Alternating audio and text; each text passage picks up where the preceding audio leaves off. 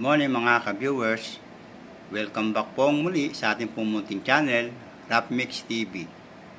At kung bago ko lang po sa aking pong YouTube channel, huwag niyo pong kalimutan na mag-subscribe and click na din po ang notification bell para po sa mga video na aking pong i-upload.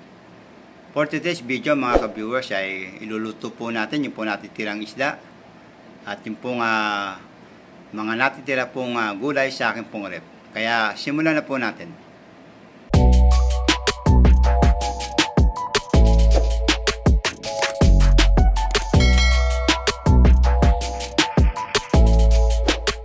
Ito na po mga ka-viewers yung ating pong mga sangkap. Gumamit po ako ng konting luya, ng isang pirasong sibuyas, isang pirasong kamatis,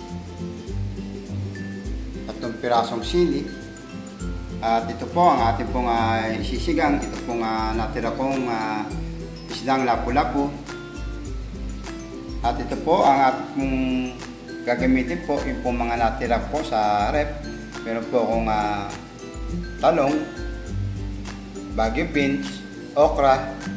At ito po ang ilalagay ko po ang lettuce.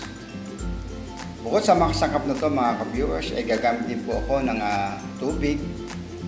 Pwede rin po ang hugas bigas ang ilagay nyo. Gagamit din po tayo ng patis o kaya ng asin. At gagamit din po tayo ng paasin.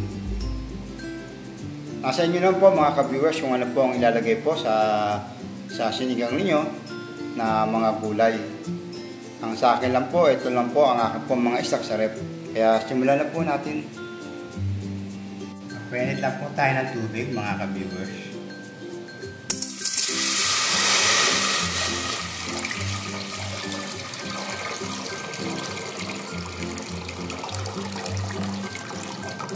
Yan, okay na po yan.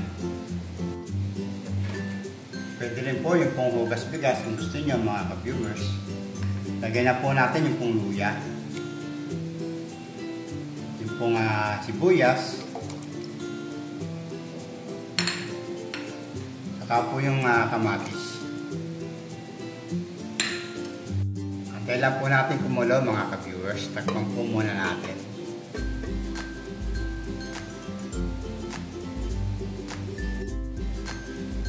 Tingnan natin mga ka-viewers. Yan, kumukulo na siya. Lagyan na po natin yung pong sili. Lagyan na po din po natin siya ng patis.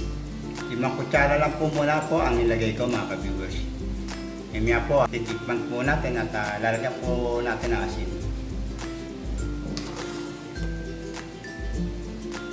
Durugin ko lang po yung kamatis para masarap siya. Lagyan na po natin mga ka-viewers yung pong paasim natin.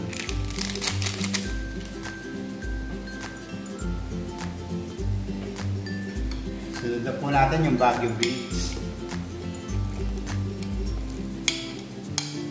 Madali lang po yung luto ito. Sandali lang.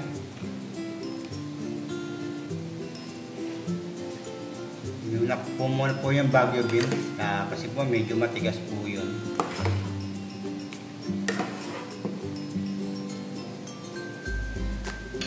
Lagyan na po natin yung isda mga ka-viewers.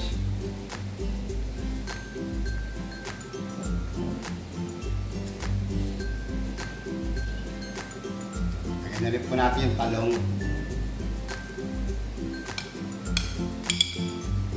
O po yung okra.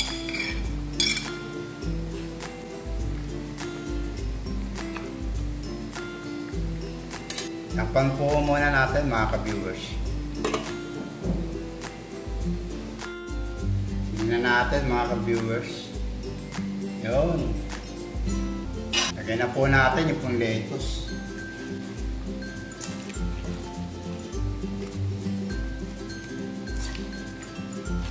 Ito naman po konti lang pagka nainitan. Okay na po yan.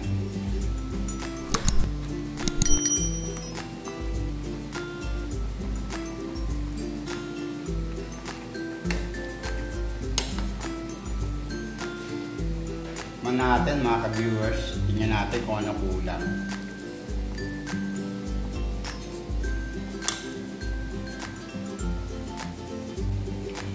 Dagdagan po natin ang asin mga ka-viewers.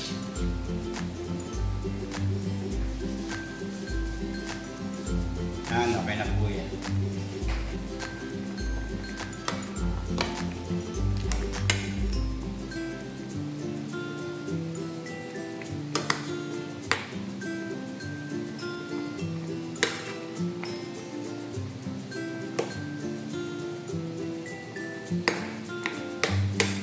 Okay na po yan mga ka-viewers, pwede na po natin patayin.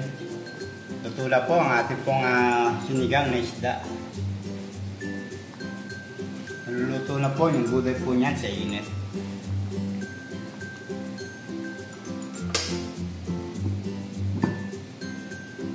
Ito na po mga ka-viewers ang ating pong finished product.